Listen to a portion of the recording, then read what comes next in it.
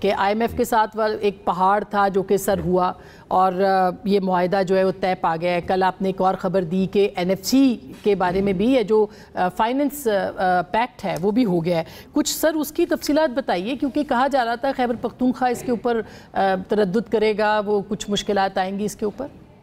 Thank you جی. دیکھیے یہ macro economic stability لوگ میں سے بڑا سوال پوچھتے ہیں کہ جی اس کا آپ کہتے ہیں کہ یہ بڑی اچھی چیز ہو گئی ہے, لیکن اس کا جو ہے اصل چیز it's not an end in itself, it's a means to an and.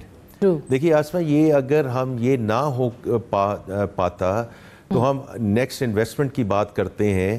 ہم مئی اور جون میں تقریباً $2 بلین کی ہم نے ریپیمنٹس کی ہیں in terms of dividends and profit remittances جو فورن انویسٹرز کے یہاں سٹک اپ تھے.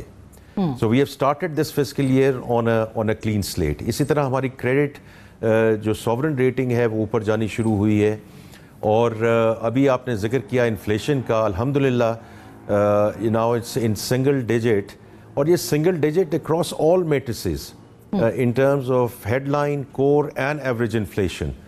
تو دیکھیں اس کا جو فرق ہے وہ تو پالیسی ریٹ ہے. پالیسی ریٹ تو دیکھیں اسٹیٹ بینک نے طے کرنا ہے, یہ ان کا پرویو ہے, لیکن یہ جو بزنس کمیونٹی کو اس کی ریلیف مل رہی ہے آسما, وہ یہ ہے کہ یہ کائبور کے ساتھ ریلیٹڈ ہے. کائبور ہیز آلریڈی کم ڈاؤن, اور جو بڑی کمپنیاں ہیں وہ تو کائبور مائنس پہ اس وقت بورو کر رہی ہیں, اور اس کے علاوہ جو چھوٹی کمپنیاں بھی ہیں ان کو بھی اس میں ریلیف مل گیا ہے. اور لاسٹ ویک جو گورنمنٹ نے اب یہ اشارہ دیا ہے کہ ہم نے ساری آکشنز کو سکریپ کیا, اور اس کو سکریپ کرنے کا مقصد یہ تھا کہ ہم سگنل کریں کہ the government is alhamdulillah now in no desperation to borrow. If we were to borrow, we'll borrow at our rates, and the banking sector should now start lending to the private sector.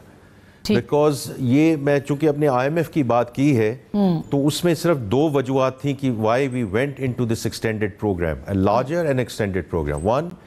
پہلی بات تو یہ ہے کہ اس macro economic stability میں permanence لائی جائے, اور اس سے بھی بڑی بات یہ ہے کہ جو اسٹرکچرل ریفارم جو ہم نہیں کر پائے, بیکاز آپ بھی بہت دیر سے یہ چیزیں کور کر رہی ہیں, the what and why has been known in Pakistan not for years, for decades.